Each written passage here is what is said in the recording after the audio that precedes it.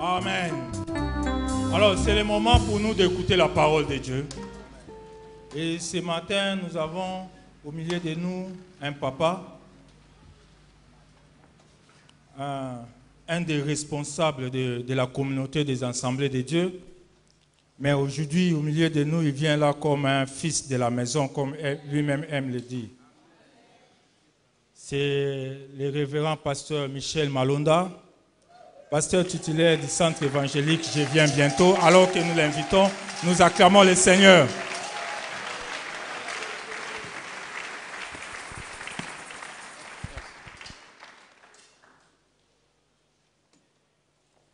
Bonjour. Merci pour votre respect, pas à moi, mais au Seigneur. Avant que je puisse prendre la parole, je voudrais présenter les excuses pour l'absence de ma bonne épouse. Elle ne peut pas être avec nous, elle sera au deuxième service parce qu'il y avait un programme à l'église avec les enfants, parce qu'il dirige le département des enfants. Il n'y a pas moyen qu'elle puisse échapper à cela, mais elle sera là. Nous partageons avec vous tous ces moments, nous avons toutes les informations. Nous bénissons le Seigneur pour ce qu'il fait dans la vie de notre pasteur. Que Dieu soit loué. Alléluia. Il est merveilleux. Notre Dieu est fidèle. Il ne sommeille ni ne dort. Recevez aussi les salutations de tous mes collaborateurs et de tous qui travaillent avec moi. Notre église vous aime. Nous sommes une extension. Nous venons d'ici. Nous parlons beaucoup de vous. C'est parce que vous parlez de nous. Nous parlons beaucoup de vous. Et nous suivons aussi les bons exemples que vous donnez à travers votre organisation, votre système de culte. C'est merveilleux, hein? Votre esprit amical, fraternel. J'étais avec les anciens, c'est formidable, vraiment. C'est beau. Que Dieu soit loué. Parce que la vie chrétienne, c'est une famille. Et c'est bien de voir vos anciens être ensemble, ils parlent, ils prient le Seigneur, c'est bien, même si vous n'êtes pas là, même s'il n'y a qu'un petit groupe, mais c'est important, quelques-uns se réunissent, toi aussi tu es là. Parce qu'il y a la loi de la représentation avec le Seigneur. Les 12 représentaient Israël. Même si vous n'êtes pas là, même vous pourrez dire que voilà, je devais être là, c'est moi qui devais... Non, non, peu importe. Là, il vous représente et vous êtes là. Merci Jésus. Apocalypse 1, verset 9. Nous pourrons lire avant, dans l'ordre biblique, 2 Corinthiens 12. Soyons ordonnés. Donc d'abord 2 Corinthiens 12, 7 à 10, mais je ne lirai pas ça. Je pourrais citer ça.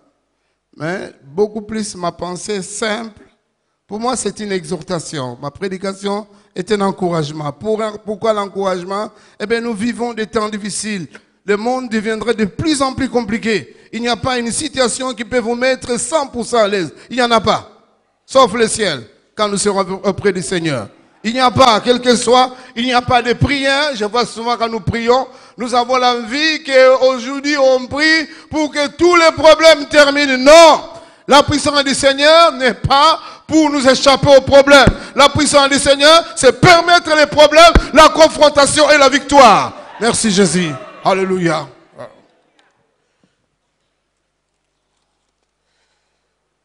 Paul disait, je me plais dans les problèmes. Je me plais dans les difficultés.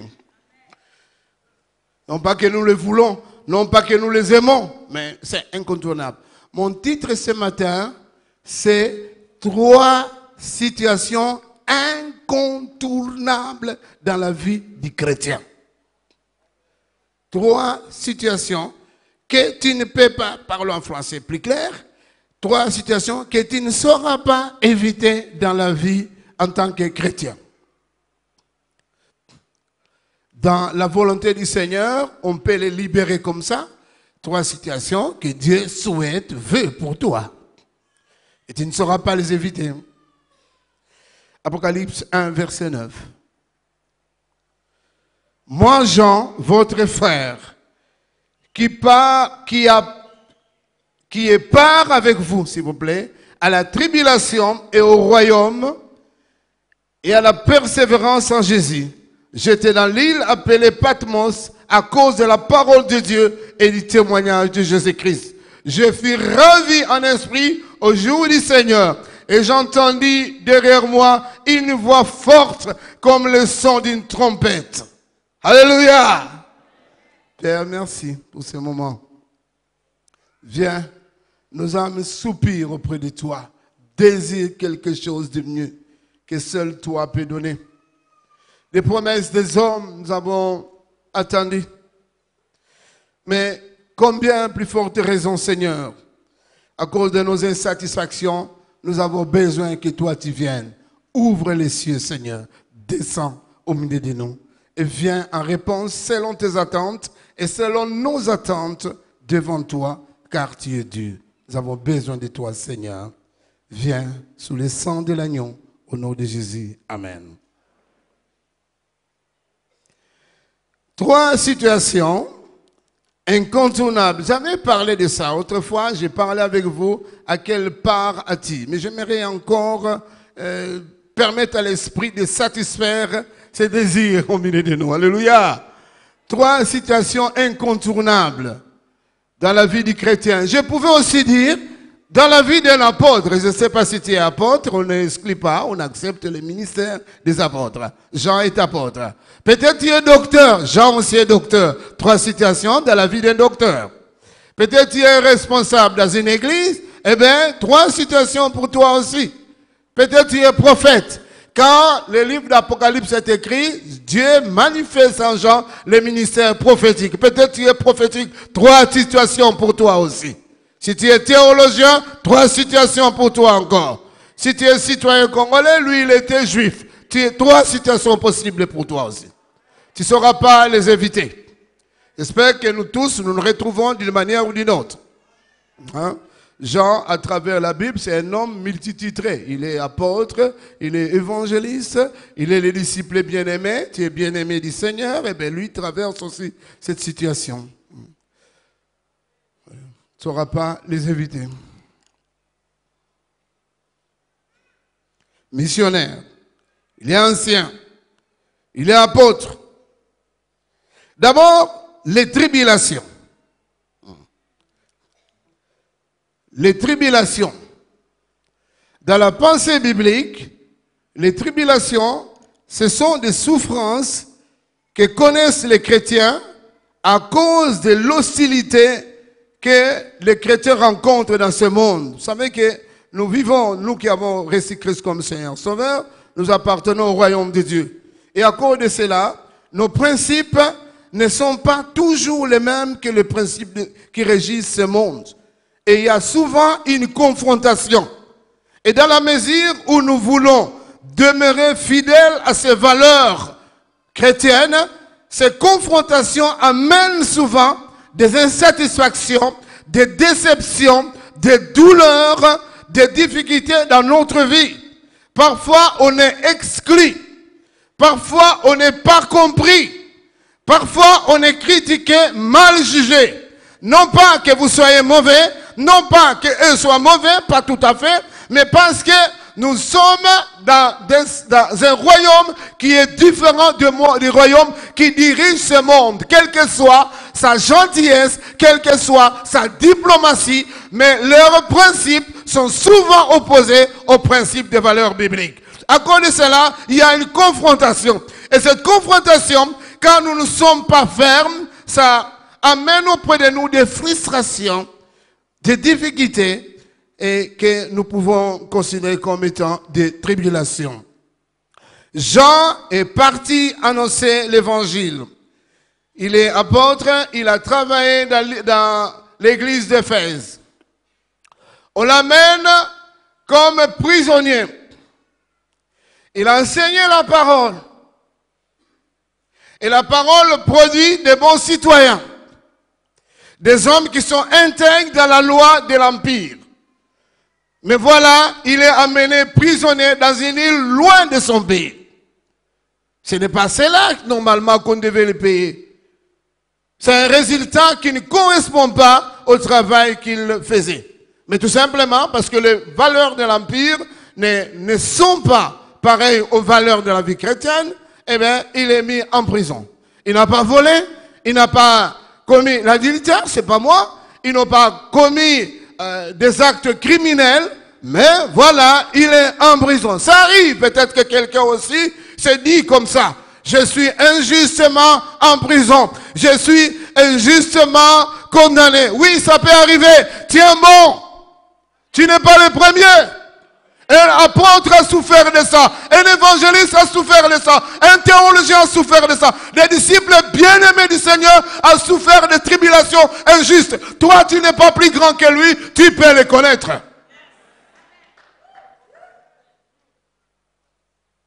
Le danger, c'est la fatalité. Vraiment, le diable donne rapidement. Dieu, il est lent. Dieu n'a jamais été lent. Dieu a créé le temps. Dieu a créé le monde. Tout existe par lui et par sa parole. Il vient à l'heure et il agit à l'heure. Il n'est jamais en retard. Notre Dieu n'est jamais... Le temps est une création de Dieu. Le Dieu existe dans l'éternité et dans l'éternité, il a créé le temps. Il est puissant que le temps. Le temps ne peut pas dépasser Dieu. Dieu est fidèle au temps. Il ne vient pas en retard, jamais. Le diable n'est pas plus puissant que Dieu. Il n'est pas plus rapide que Dieu. Dieu est au-delà. On parle de sa puissance, mais la Bible dit, Dieu est tout puissant. Jésus en qui tout pouvoir a été donné dans le ciel, sur la terre, sous la terre. Il est présent, il est omniscient, il est omnipotent, il est omniprésent. Jésus-Christ.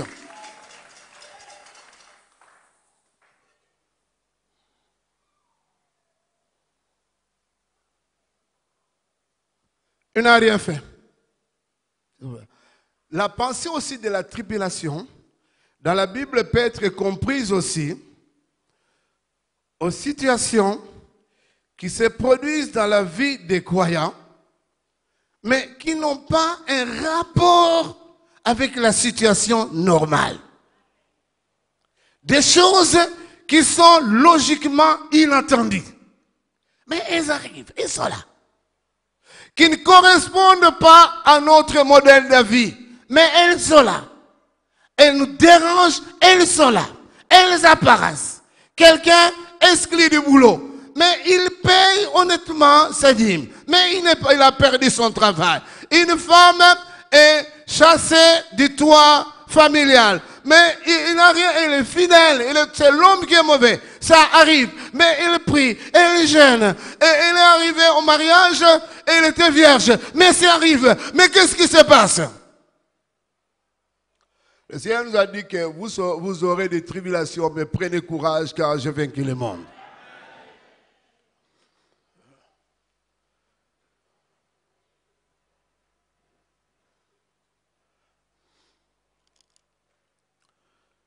Ça ne correspond pas, d'après le jugement humain, à la réalisation des événements douloureux. Jean prêchait l'évangile, comme je disais, servait le Seigneur. L'apport de son travail, ben, c'était de citoyens justes, honnêtes. Et voilà son sort, l'Empire lui réserve quel sort? En prison à un âge avancé.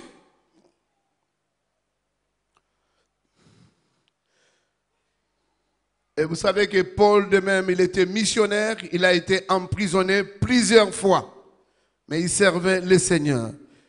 Je voulais donc dire, frère, que ce genre de situation existe. Nous ne devons pas, à cause de cela, relâcher notre marche dans la foi avec le Seigneur. Ça nous fait mal, oui, mais nous ne pouvons pas changer le parcours de la vie chrétienne. Là, vous ne pouvez pas changer. Il n'existe pas de prière qui mettront fin aux difficultés des hommes. En tant qu'homme, tu dois lutter, tu dois te tenir. La Bible dit, nous avons à lutter. Nous avons à lutter, nous avons à travailler avec le Seigneur. Il n'y a pas à se décourager. Nous devons tenir et marcher devant le Seigneur. Moi, Jean, votre frère, complétez. Apôtre, votre frère, complétez. Théologien, complétez. Les disciples bien-aimés, complétez. Responsable d'église, complétez. Homme fidèle, compléter, missionnaire. Il y a des gens parfois qui pensent que s'ils vont servir Dieu, ils n'auront plus de problèmes dans la vie. Alors ils aspirent au ministère. Ils disent au ministère, on ne travaille pas. C'est faux. C'est le monde où on travaille le plus. Même la nuit, tu dois travailler, tu dois répondre aux communications. N'ayez pas l'idée que les hommes de Dieu sont des paresseux. Dieu n'a pas parlé par la paresse. Dieu ne bénit pas la paresse. Dieu ne nous appelle pas pour être paresseux. Dieu nous appelle à pouvoir travailler. Ne croyez pas à cela. Parce que, je vais faire la théologie. Quand je vais faire la théologie, ça sera bien. Et après, je vais parler en langue. C'est bien parler en langue prophétisée. Et puis, ça sera bien, il n'y aura plus de problèmes. Ça n'existe pas. Ça, c'est une fausse chrétienté. Non. Attendez-vous que les situations parfois s'empirent, s'élèvent. Mais votre Dieu est grand, alléluia. Moi, Jean, votre Père, je pars avec vous aux tribulations. D'autres disent, d'autres veulent nous impressionner, mais ce n'est pas vous, ce n'est pas moi. Que Dieu ait pitié de ceux qui pensent comme ça, qu'il les pardonne. Ils disent, depuis que j'ai reçu Christ, je n'ai pas de problème. Les tièdes, les chrétiens de compromis échappent souvent aux difficultés, aux tribulations. Allez, parce qu'ils sont dans les deux camps. Allez, ils sont dans les deux camps. Ils sont capables de corrompre. Ils sont capables de tricher. Ils sont capables de trafiquer leurs influences. Ils sont capables de faire tant de choses pour échapper à ces difficultés. Et c'est un appel pour vous ce matin. Si ça vous concerne, il faut quitter ce mode de vie. Ça ne plaît pas à Dieu. Accepter ces confrontations. C'est à travers ces confrontations que Dieu manifestera quelque chose que tu n'as jamais vécu. Oui, peu importe, tu vas pleurer. Oui, dans la marche avec Dieu, on pleure aussi. On ne pleure pas que d'émotions, on pleure aussi de douleurs et de souffrances. Ça existe, oui. Ah oui, parce qu'il est Dieu et nous l'adorons aussi en exprimant notre incapacité, nos douleurs si grandes. Oh Seigneur, sauve-moi. Seigneur, je n'en peux plus. Seigneur, viens à mon secours. C'est une adoration. Dieu aime ça. C'est pas qu'il est sadique. Il n'est pas sadique. Il n'est pas sadique. Les gens sadiques, ce sont les gens qui sont contents quand les autres souffrent. Quand tu vois, tu es marié, tout ça, il est très content, et puis finalement, et puis quand ça bat, il commence à te quitter au money, hein, tu vois, à la yamba, au money. Quand tu as un peu de boulot, ou bien des ministères, ça va, et puis dès que tu as des problèmes, il dit, il ne véhicule que les conversations négatives des autres. Mais Dieu ne nous a pas appelés à cela. Dieu ne nous a pas appelés, il faut que nous changeons. Dieu ne nous condamne pas, mais que nous puissions changer. Dieu n'est pas un Dieu qui veut qu'il souffre d'abord, et puis il va souffrir, je le jette en prison, il va voir que moi je suis Dieu, et puis finalement tu viens là-bas, tu dis, Seigneur, aidez-moi. Non, écoutez, il faut éviter aussi ce christianisme-là, hein, ces modes d'adoration. Vous savez, quand on pleure de différentes manières. Il y a des moments, nous pleurons parce que nous avons vraiment fait du mal, nous avons offensé un Dieu juste et ce n'est pas bien. Dieu est content, il est satisfait, il nous bénit. Amen.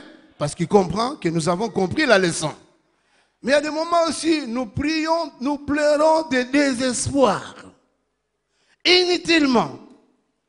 Dieu a dit à Samuel, jusqu'à quand continueras-tu à pleurer pour David? Je l'ai déjà rejeté. Il dit, Samuel, il ne faut pas faire du commerce sentimental avec Dieu. Croire que plus je pleure, et Dieu aussi me paye. Non, c'est pas bien. C'est pas normal. Hein? Donc, ce sont des pleurs inutiles. Ça, c'est la chair. Vous forcez les choses. Réparez. Humilions-nous. Si nous avons mal fait, demandons-lui pardon. Qu'il nous lave sous le sang de l'agneau, qu'il nous relève. Dieu nous guérira, il nous pardonnera, il nous purifiera, il nous changera. N'ayez pas peur de nous approcher du Seigneur. Approchons-nous de son trône. Il est plein de miséricorde. Humilions-nous, ça c'est bien. Voyez-vous? Et nous humilions. Ce pleurs, ça va. Les pleurs d'humilité, oui. Mais les pleurs de désespoir, non. Non. Dieu reste tout puissant.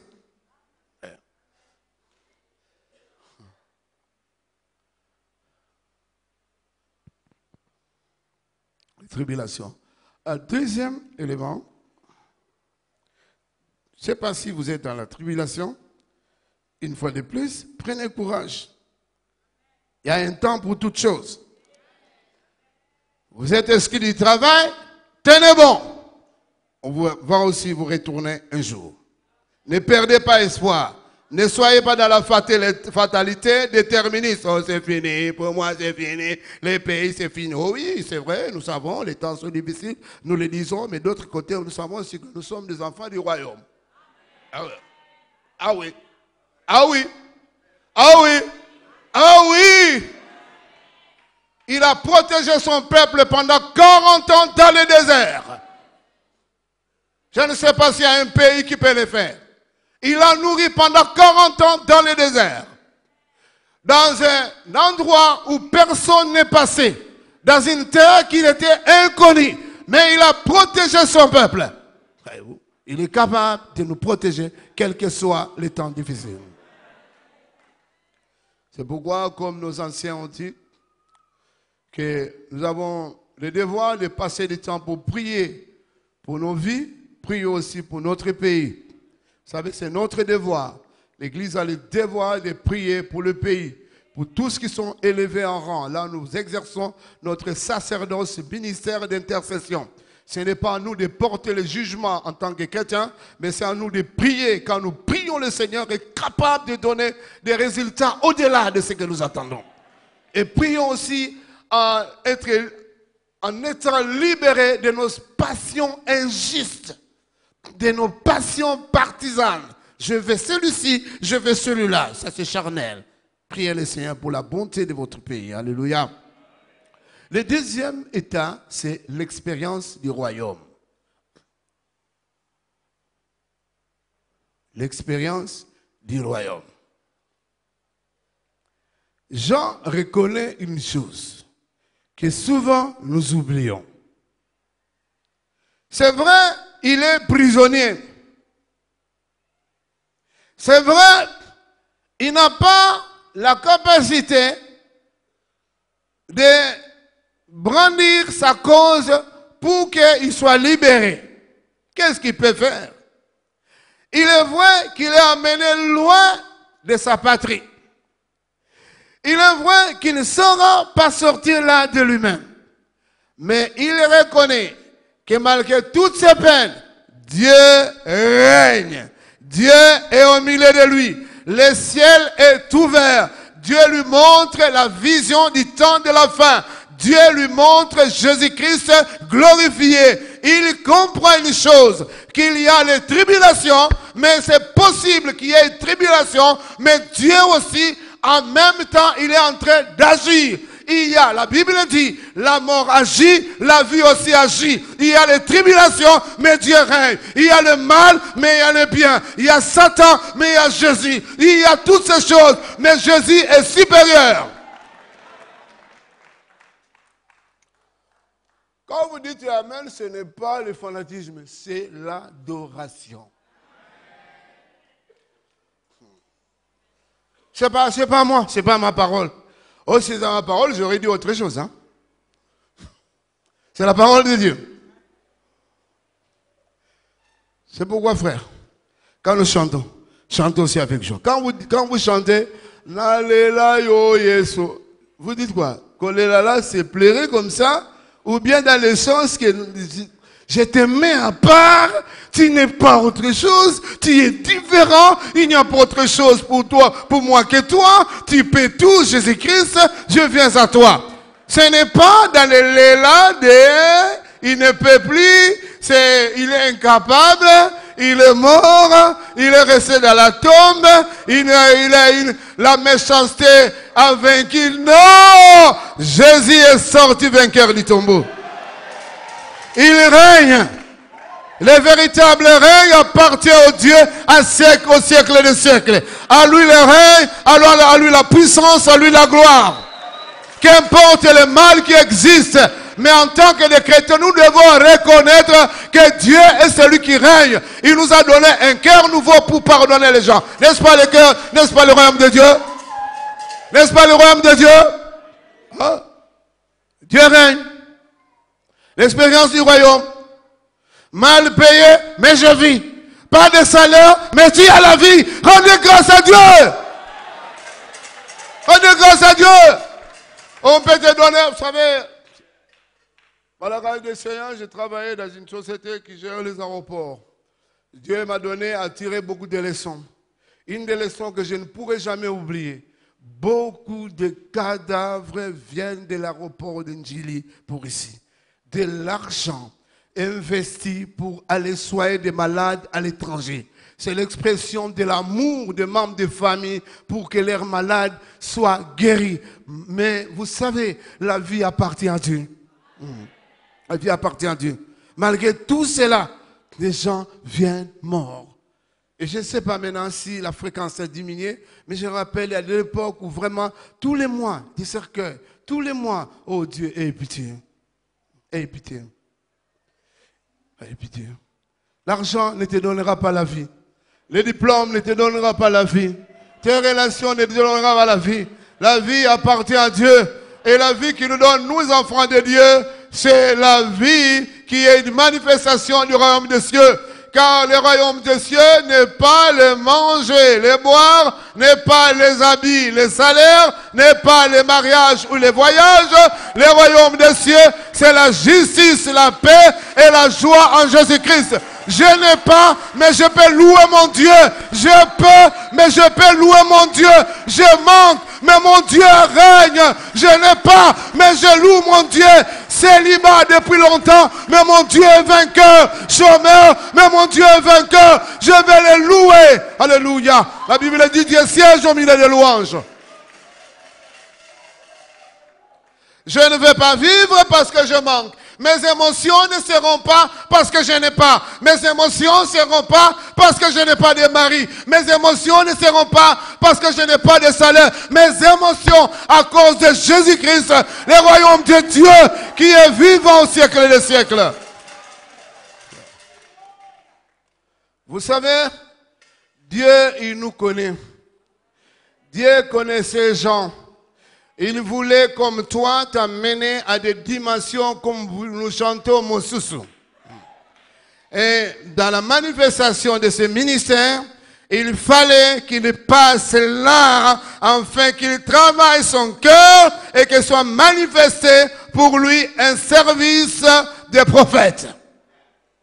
Il est dit dans le livre de Daniel, je crois Daniel 9, 33, que Daniel a eu des visions et il était malade.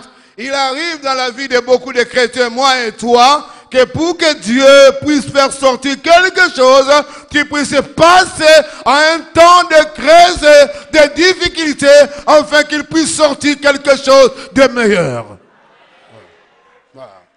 Oui, plaise à Dieu et louez Dieu quand vous êtes dans ces temps-là. Je prie pour mon pasteur, que Dieu l'aide là où il est, qu'il puisse lui parler, loin de davantage, bouleverser son ministère. Ah oui, s'il y a des choses qu'il n'a pas entendues, que c'est temps, Dieu le lui dise. Ah non, tu n'es pas avec moi. Hein? Ah. Une de mes filles était malade. Avant cela, les gens disaient, hey, il va prophétiser, il va prophétiser. Je disais, vous écoutez, hein, la foi. Nous, on ne vient pas ici. On ne marche pas d'après les prophètes. On marche selon la parole de Dieu. Dieu a établi des anciens.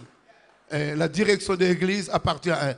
Mais la prophétie, c'est pour nous exhorter, pour nous consoler, pour nous ramener à l'alliance. Elle est tombée malade. Gravement malade. Presque prêt à mourir. Et on a prié pour elle. Comment ça parle? Comment ça parle? Je lui donne des messages au-delà. de ce qu'il pouvait donner dans le temps normal. Il ne pouvait plus manger. Il avait fortement maigri. Il y avait plusieurs leçons que nous avons tirées. Mais une des leçons, c'est que pour nous, les hommes, parfois Dieu cherchera un état particulier pour qu'il y ait une manifestation du royaume. Certaines expériences du royaume, certains dons prophétiques, certains charismes, et même certaines choses, certaines bénédictions que nous attendons des mariages et du travail, Dieu permettra que tu passes à une espèce de prison où tu n'as pas une certaine liberté pour qu'il te parle et qu'il te donne ce que tu as besoin. Toi, tu vas te révolter, oui, c'est normal. Tu vas te fâcher, oui, c'est normal. Tu vas aller d'église en église, c'est normal. Tu vas aller d'homme de Dieu, oui, c'est normal. Dieu n'est pas un homme, il ne changera pas. Est-ce qu'on a compris ici? Bon, maintenant parlons plus lentement. La prison des gens, injuste, peut être aussi une prison pour toi. Privé de quelque chose, impossible même de payer les loyers, impossible même de sortir, alors que tu en avais. Justement, ton sort n'est pas méritoire, tu mérites plus que ce que tu vis. Tu ne peux pas. Pas possible à quelqu'un de ton rang. Pas possible à une femme comme toi. Pas possible à un homme de Dieu comme toi. Oui, mais Dieu t'amène quelque part. Ça ne convient pas pour toi. Ce n'est pas possible. On dirait Dieu s'est trompé, oui. Mais c'est un moyen, c'est un atelier, c'est un espace pour sortir quelque chose de mieux.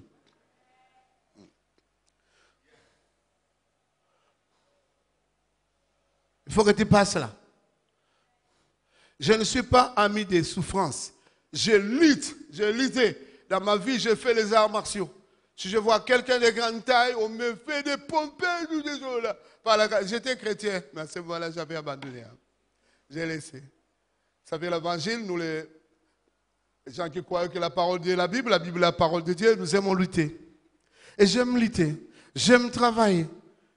J'aime aussi passer le temps dans la prière, dans les jeûnes. J'aime tant organiser l'église, trouver quelqu'un par-ci, par-là. Il y a des moments quand je marche, vous n'aurez pas les rapports entre moi et mon âge. Peu importe, parce qu'il faut lutter dans la vie. Je ne suis pas l'ami des souffrances. Il faut lutter. Mais est-il que Dieu a choisi parfois les tribulations pour faire éclater les manifestations du royaume. Il y a les tribulations de la prison, mais il y a aussi le royaume, comme je dis. Le ciel était ouvert avec Jean. Je ne sais pas si tu as déjà eu des visions célestes. Lui, il en a eu. Il a vu Christ glorifié. Il a vu mieux que Daniel. Il a vu la fin des temps. À tel point que Jean ne demandait plus qu'on le libère dans la prison. Il dit, Jésus, viens. Alors que la déclaration normale d'un prisonnier, Seigneur, libère-moi, je vais rencontrer ma femme, mon église, aller là-bas, chanter avec elle. Non, lui dit, viens, ton règne est si grand, tu es puissant au siècle des siècles, toi qui tiens la clé des morts et des séjours des morts, Alpha et Oméga, viens, Maranatha. Nous et toi, quand nous sommes souvent en difficulté, nous prions autrement. L'expérience du royaume. Ça va? Baptême du Saint-Esprit, c'est l'expérience du royaume. Pardonner les frères, c'est l'expérience du royaume. L'humilité, l'expérience du royaume. C'est puissant. L'amour puissant que le mal, c'est l'expérience du royaume. La justice, l'expérience du royaume. La paix, ce n'est pas que tu rêves. Ça bouge, tout ça, mais tu es en paix. C'est l'expérience du royaume. Louez le Seigneur. Les guérisons divines, ce n'est pas parce que tu souffres que Dieu t'a inscrit. Malgré que tu souffres, demandez, tu es malade, demandez à Dieu la guérison. Ah oui, tu as des problèmes, tu as l'expérience du royaume. Ne dis pas que je n'en ai pas. Ne dis pas que Dieu t'a oublié.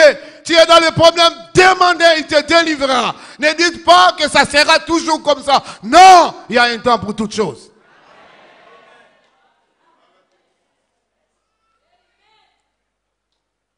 Les théologiens, vous aurez des problèmes pour prendre un autre. Mais ce qui importe, c'est l'expérience du royaume, la deuxième étape. Et ne sois pas ingrat aux yeux de Dieu. L'autre là, c'est déjà marié, moi pas encore. Il a les véhicules. Moi, qu'est-ce qui est plus important? L'argent ou la vie? Pour le matérialiste, ils ne le disent pas. Mais quand ils écrivent, c'est l'argent. Mais dans la réalité, c'est la vie. Et la vie vient du Seigneur. C'est lui le chemin, la vérité et la vie. Tout existe par lui et tout a été créé par lui. Il est le principe de la création de Dieu. Hors de Jésus, pas de vie. C'est lui la véritable vie, Jésus-Christ.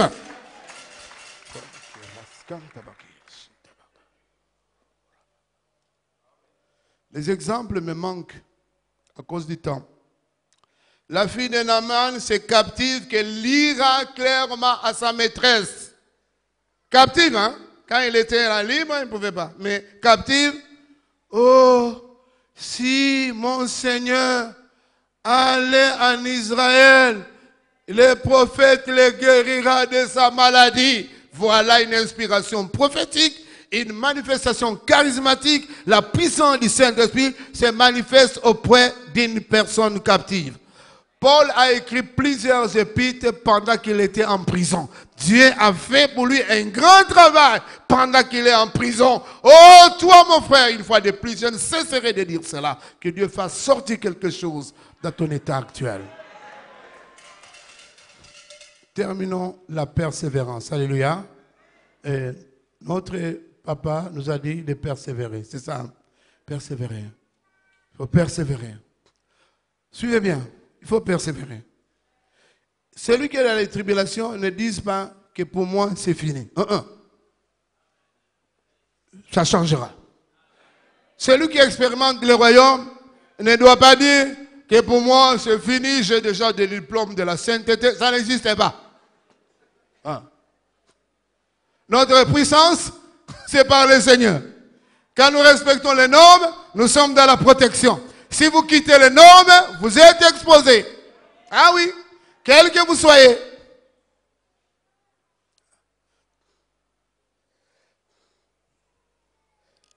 Luc, je n'ai pas lu beaucoup de versets, Romains 14 et 17, si vous voulez, pour le royaume de Dieu.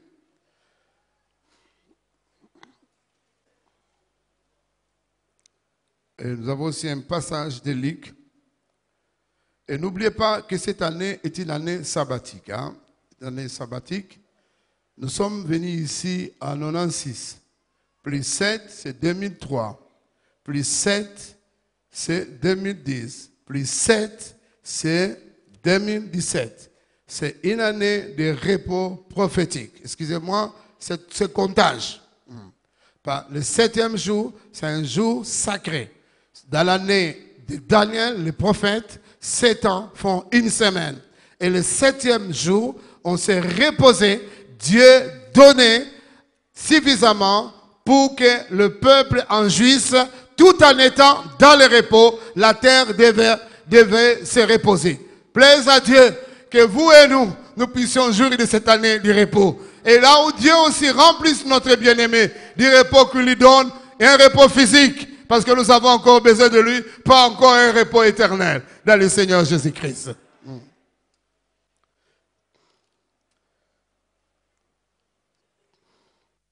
Luc 22.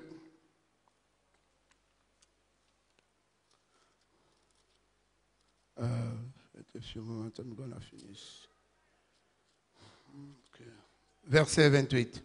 Vous êtes ceux qui avez persévéré avec moi dans mes épreuves. C'est pourquoi je dispose du royaume en votre faveur, comme mon Père en a disposé à ma faveur.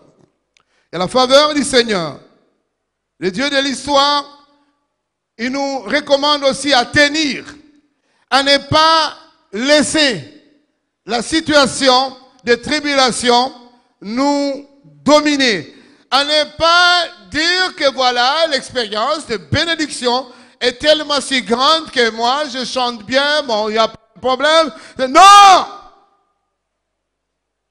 Nous devons continuer avec le Seigneur. Plus il nous bénit, plus nous devons nous consacrer encore à lui.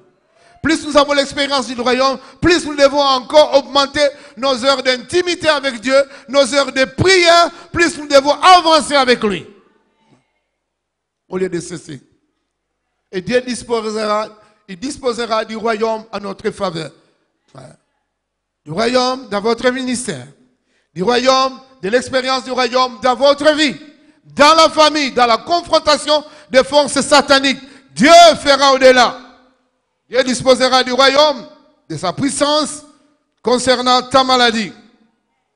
Il ne faut pas se reposer, il faut continuer. Aller encore en profondeur. Voyez-vous? Vous savez, le roi David, c'est un roi selon le cœur de Dieu. Mais la Bible avait montré qu'il a commis l'adultère. Il est un modèle de l'obéissance. Mais on nous montre aussi que malgré son obéissance, il a commis des bêtises. Commis l'adultère, le Saint de Dieu. Pendant que les gens sont dans la campagne de guerre, lui s'est promené. Il n'y a pas, je répéterai cela, je y répéterai cela. Plus, il y a un mondain qui dit ceci, entre la gloire et la ruine, il n'y a qu'un bas. Certains chrétiens disent clair, entre la sanctification et le péché, il n'y a qu'un bas. Pour l'homme. C'était le temps de victoire. Le temps de victoire, pendant la campagne, il voit une femme, jusqu'à l'envier, jusqu'à aller avec cette femme, et jusqu'à pas chercher, mais à arriver à faire éliminer le mari de cette femme qui était un homme de guerre à leur profit. C'est vraiment regrettable, douloureux, misérable, je ne sais pas. C'est vraiment Dieu et Dieu de miséricorde. N'osez pas le faire pour dire que comme Dieu a pardonné David, moi aussi. Non, n'osez pas le faire. C'est vraiment regrettable. C'est pourquoi la Bible nous demande de persévérer, de tenir. Celui qui est debout, prenne garde de tomber. Et venez tout le temps à la prière. Écoutez les exhortations. Humiliez-vous. Soyez attachés à la lecture de la parole. Et du temps pour prier. Voyez, ne cherchez pas seulement à adorer le Seigneur quand vous venez ici. C'est une très bonne chose. Mais avant cela, prenez du temps aussi là où vous êtes. Aimez le Seigneur et du temps pour Dieu. Soyez enivrés de lui. Et plus nous allons jouir de l'espérance du royaume. Terminez pour lire 1 Corinthiens 15.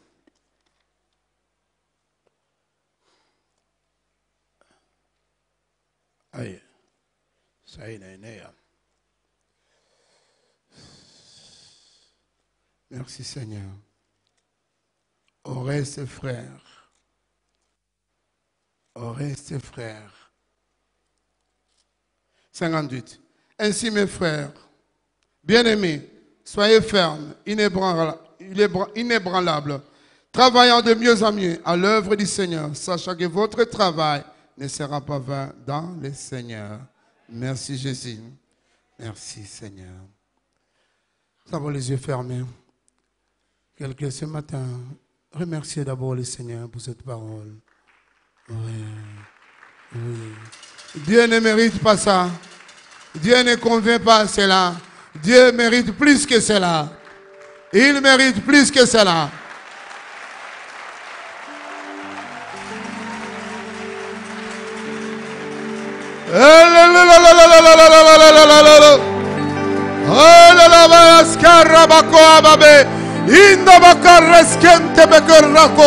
Ondo baraskente re barashente re bakora baba baba. Eke ke reskonto ra bara baba baba baba. Elohim El Adonai. Shama, Shama. Elohim El Adonai.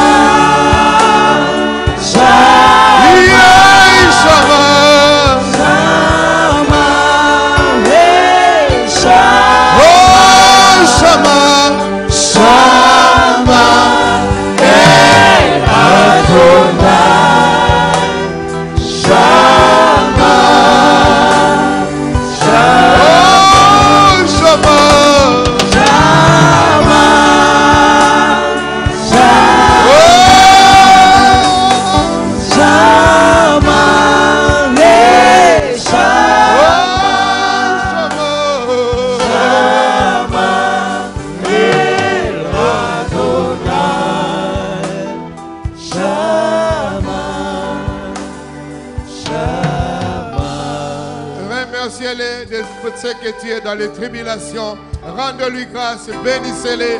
Laissez-le à l'espérance du royaume.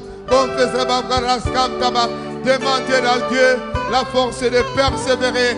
De perdre Raskam Tarabaga. Okobake Raskara Baba. Ekere bébé Rakura Baba. Okura Balaskam Tarababa. Yenderebele Shenterebele Skotura Baba. Ekerebele Shenterebele Kura Baba. Baba.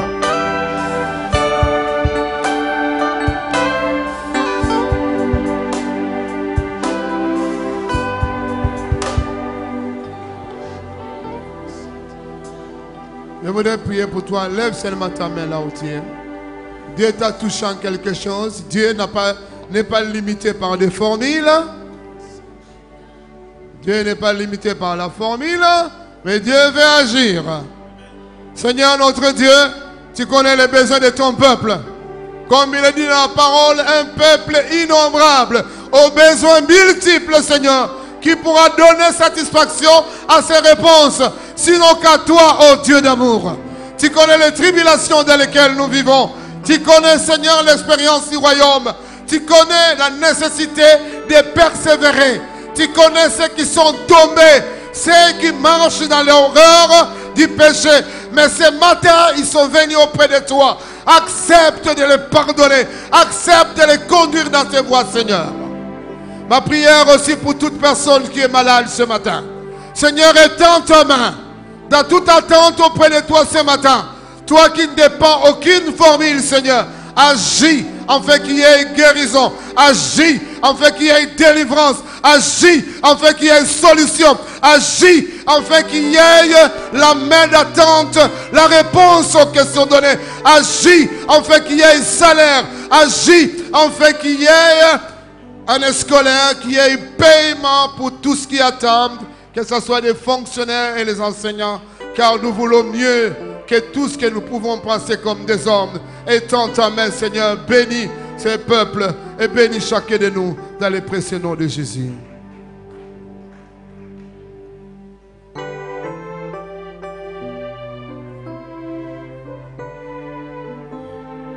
Merci, merci. Mettez-vous un peu.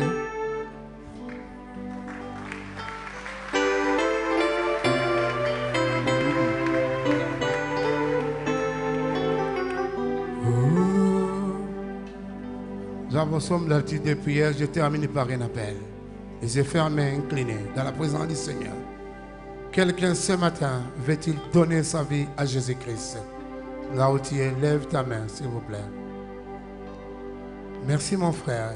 N'ayez pas peur. Si vous avez peur de nous, vous ne saurez jamais vous tenir devant notre Père, le Saint des Saints. Quelqu'un ce matin sait qu'il a quelque chose pour lequel il veut s'approcher du Seigneur. Lève ta main là où tu es. Nous voulons prier avec toi là où tu es. Quelqu'un encore, n'hésitez pas, soyez courageux. Le royaume est à vous. Lève ta main là où tu es. Merci mon frère ou ma soeur là. Merci encore. Quelqu'un a du courage. Merci encore. Merci. Merci mon frère. Tenez-vous debout, je voudrais prier pour vous là où vous êtes. Et après le culte, vous viendrez pour trouver les responsables. Tenez-vous debout là où vous êtes. Tenez-vous debout s'il vous plaît. Courage. Le royaume de Dieu est forcé. Ce sont les violents qui s'en emparent. Ce sont les violents qui ont un regard vers le Seigneur. Pas le regard vers les hommes. Car le jugement est passager. Mais le jugement de Dieu est éternel. Des saints des saints. Merci. Quelqu'un encore hésite ce matin? C'est vrai que nous avons prié. Mais je veux aussi clairement une décision claire. Dieu ne dépend pas des formules. Merci, là où vous êtes. Merci. Je vais prier pour vous. Mais après, vous ferez un effort pour venir aux hommes de Dieu. Peu importe si vous êtes venus.